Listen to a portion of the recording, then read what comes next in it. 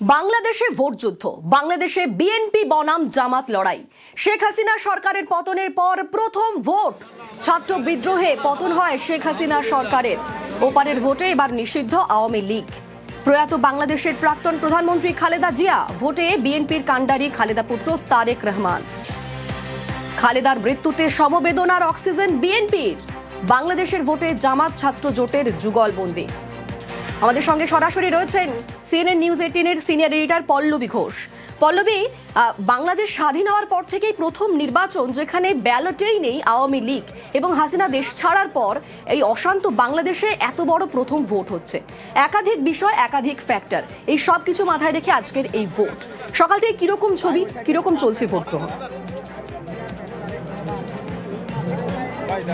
আমি এখানে এই মুহূর্তে গুলশান স্কুলের সামনে আছি। এখানে মোহাম্মদ ইউনুস কিছুক্ষণ পর ভোট দিতে আসবেন, আর তারেক আনওয়ার জিয়া হয়তো বাইরে বেরিয়েছেন ভোট দেওয়ার পর। এখানে মোটামুটি ভিড় আছে, অনেক লোকরা ভোট দিতে এসছে। আমি এখন পুরো শহরে ঘুরবো, কিন্তু এখন ভোটিং পার্সেন্টেজের কোনো ফিগার্স আমাদের ইলেকশন কমিশন এখানটা দেয়নি। কিন্তু আপনি ঠিক বলেছিলেন, এটা হচ্ছে প্রথম ইলেকশন নির্বাচন কি এখানটায় আওয়ামী লীগ একদম নেই, ওদের ব্যান করে দেওয়া হয়েছে। দ্বিতীয় কথা, এবার কোনো বেগম ইলেকশনে নেই, না বেগম খালেদা জিয়া, না বেগম শেখ হাসিনা। তারেক আনওয়ার জিয়ার জন্য এটা হচ্ছে ক্রিটিক্যাল, কেন ওনার পলিটিক্যাল লঞ্চ প্যাড যদি আমি বলতে পারি সেটা হবে এই ইলেকশনটা। তাছাড়া জামাতও আছে, জামাত চেষ্টা করছে যে ওদের এনসিপির সঙ্গে যে টাই আপটা হয়েছে ওটার লাভ ওদের হবে, কেন এখানে 40 million first time young voters আছে। আর স্টুডেন্ট আপরাইজিংয়ের পর ওই ভোটার্সগুলো, ইয়াং ভোটার্সগুলো একটা বড় ইম্পর্টেন্ট রোল প্লে করবে কি এখানটায় কে জিতে আসবে, কোন পলিটিক্যাল পার্টি জিতবে। তো এখানে দুটো হবে, একটা রেফারেন্ডাম হবে যেটা মোহাম্মদ ইউনুস অ্যাডমিনিস্ট্রেশন বার করেছিলেন যখন উনি চার্জ নিয়েছিলেন। তাছাড়া দুটো মেন পার্টি আছে, জাতীয় পার্টিও আছে কিন্তু ওটা ছোটোখাটো পার্টি বানা হয়ে, কিন্তু বিএনপি একদিকে অ্যান্ড জামাত অন্যদিকে। একেবারেই এই একাধিক বিষয় মাথায় রেখে আজকে ভোট।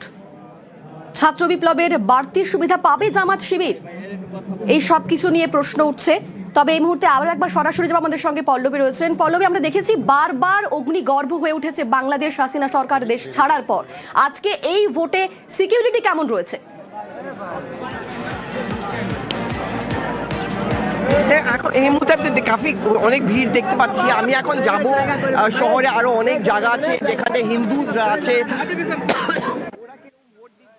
আপনি নিশ্চয়ই ভিজুয়াল দেখতে পাচ্ছেন কি তারেক আনওয়ার জিয়া কিছুক্ষণ আগে বাইরে বেরিয়েছেন, উনি ভোট দিয়ে আর বক্তব্য করছে মিডিয়ার সঙ্গে।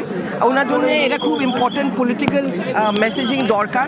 দুটো জিনিস ইম্পর্টেন্ট এখানটায়, চাहे জামাত হোক বা বিএনপি হোক, দুজনই এই কথাটা বলছে, বক্তব্য বলছে কি এখানে মাইনরিটি মেজরিটি পলিটিক্স হয় না, এখানে দুজনই ইম্পর্টেন্ট। তাছাড়া ভারতবর্ষের সাথে কার রিলেশনশিপ ভালো হবে, বিএনপি বা জামাত? ভারতবর্ষতে এটা একটা হোপ আছে কি ইলেকশনের পর যে পলিটিক্যাল পার্টি পাওয়ারে আসুক ওদের সাথে ইন্ডিয়ার রিলেশনশিপ একটু ইমপ্রুভ হয়। ইন্ডিয়ার একটু চিন্তা হচ্ছে কি চায়না, পাকিস্তান এরা সবাই একটু ইনরোডস করেছে, কেন এটা আমাদের নেবারহুডের কথা। এই জন্য আমরা চাই যে আমাদের বাংলাদেশের সাথে ভালো রিলেশনশিপ হোক। এটা একটা ভীষণ ক্রিটিক্যাল ফ্যাক্টর হবে নির্বাচন শেষ হওয়ার পর। একেবারেই অনেক ধন্যবাদ। আজ বিকেল 4:30 পর্যন্ত ভোট, দুটি ব্যালটে ভোট দিচ্ছেন বাংলাদেশের মানুষ। সাদা ব্যালটে সংসদ সদস্য নির্বাচনের ব্যালট, সংবিধান সংস্কার প্রস্তাবের গণভোটে গোলাপি ব্যালট। আজ সব নজর বাংলাদেশের দিকে। এত আত্মত্যাগের পরে আজকে এই নির্বাচন, আশা করছি যে এই নির্বাচন সুষ্ঠু, অবাধ এবং নিরপেক্ষ হবে এবং শান্তিপূর্ণভাবে হবে।